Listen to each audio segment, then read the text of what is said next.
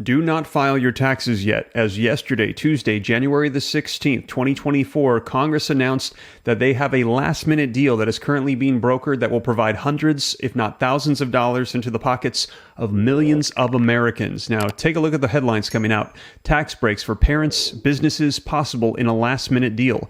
Bipartisan tax deal could expand the child tax credit and extend business taxes. New bipartisan proposal to enhance the child tax credit. What to know, as it appears that a last-minute deal has finally come to fruition, reviving these pandemic stimulus provisions, these tax credits, and it looks like it's going to be retroactive as well. So do not file your taxes yet, as if you do, you might need to file an amendment later because there's going to be new credits that you could receive and you don't want to miss out on them. So I'm going to be covering the details that have come out in the last 24 hours so that way you know exactly what's going on. And in addition to that, if you missed my live stream yesterday, you might want to check it out right after this, as we've gotten word of a new mutated strain that has just come out. A lot of people are concerned about. So stick around to the end for some updates on that. But let's go ahead and dive right into the latest, as Congress has brokered this deal, and it looks like it is going to take place here very soon.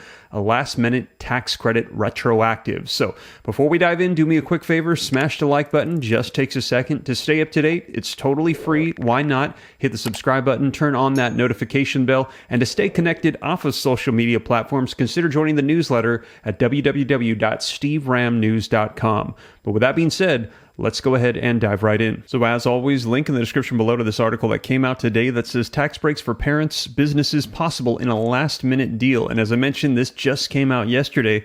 The long-sought deal still faces challenges, including buy-in from House and Senate leadership. But we're hearing they are giving the go-ahead on this. The chief tax writers in Congress have reached a long-awaited deal on a roughly $80 billion package that would temporarily expand the child tax credit, though it comes with plenty of questions about how they intend to get it to President Biden's desk. The package unveiled Tuesday morning, so just yesterday, would also undo restrictions on a trio of popular business breaks, beef up subsidies for affordable housing, and increase disaster assistance. So there's several different ways that this is going to be impacting a lot of people. And in a bid to allay colleagues' concern about the hit to the government's budget deficit, the plan would be paid for by cracking down on troubled employee retention credits created during the pandemic to combat layoffs.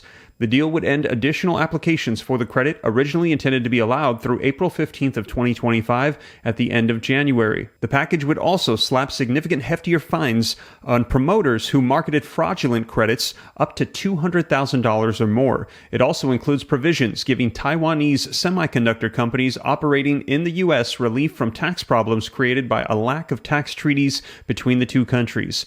It's a rare piece of bipartisanship on taxes, brokered by Senate Finance Committee Chair Ron Wyden and House Ways and Means Committee Chair Jason Smith after lengthy negotiations.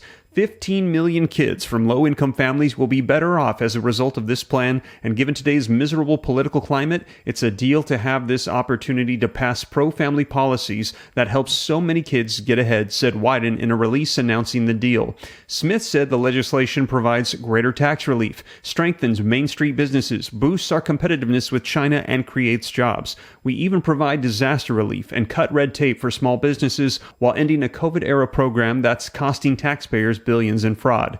Attention will now turn to how Wyden and Smith intend to shepherd the plan to passage, a nagging issue that has hung over their deliberations on the package. With House Speaker Mike Johnson contending with issues related to the government funding and the border, as well as an extraordinarily tight timeline to get the deal done before the beginning of the tax filing season on January 29th, its path to enactment remains uncertain. Senate Majority Leader Chuck Schumer endorsed the plan Tuesday, but made clear that it can't pass either chamber without help from Republicans. It will take bipartisan support from both the House and the Senate if we want to take the next steps forward, he said. I hope our Republican Senate colleagues are willing to work with us to keep this process going. The top Republican on the Finance Committee, Mike Crapo of Idaho, had a lukewarm reception on the plan on Tuesday, calling it a thoughtful starting point. I will continue working with my Senate colleagues to build broad bipartisan support for a tax package that provides appropriate relief for working families and businesses, he said in a statement.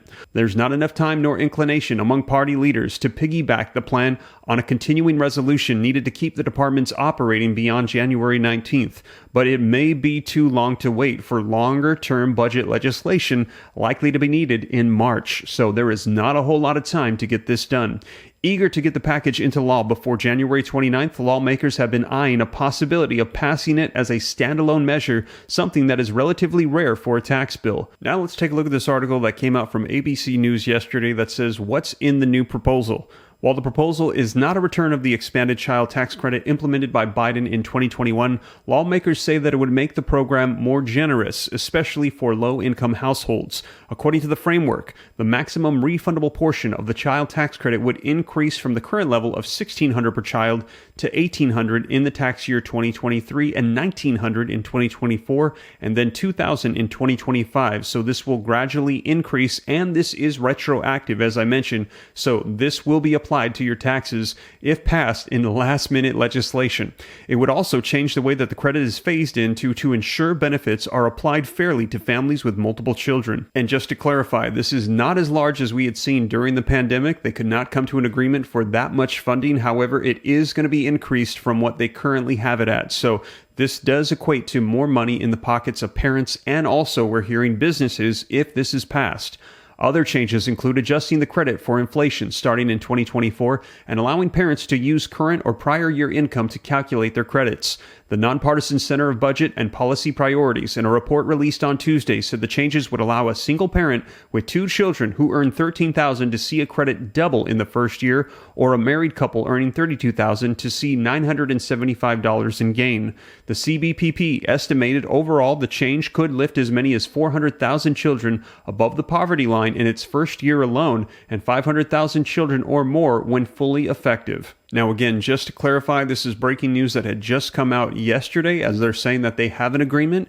Bipartisan support, Republicans and Democrats coming together on tax credits, not just for parents, but also for businesses as well. However, it's still up in the air, and there's still some negotiating to do. So as this unfolds, I will continue to keep you up to date so you know exactly what's going on. And again, if you have not filed your taxes yet, hold off until we see some of these last-minute pieces of legislation come to fruition, because this could equate to more money in your pockets if these are passed at the last minute. And the last thing you want is to file your taxes before they pass, and then you got to file an amendment to try to get that money back. So hold off until this legislation goes through. This could be impacting millions of people around the nation. They're going to be seeing more in their tax returns than they expected. So that is the latest. And also, in addition to that, if you missed the live stream, there is a lot of concern right now with this new mutated strain that they're saying actually has been created in labs in China.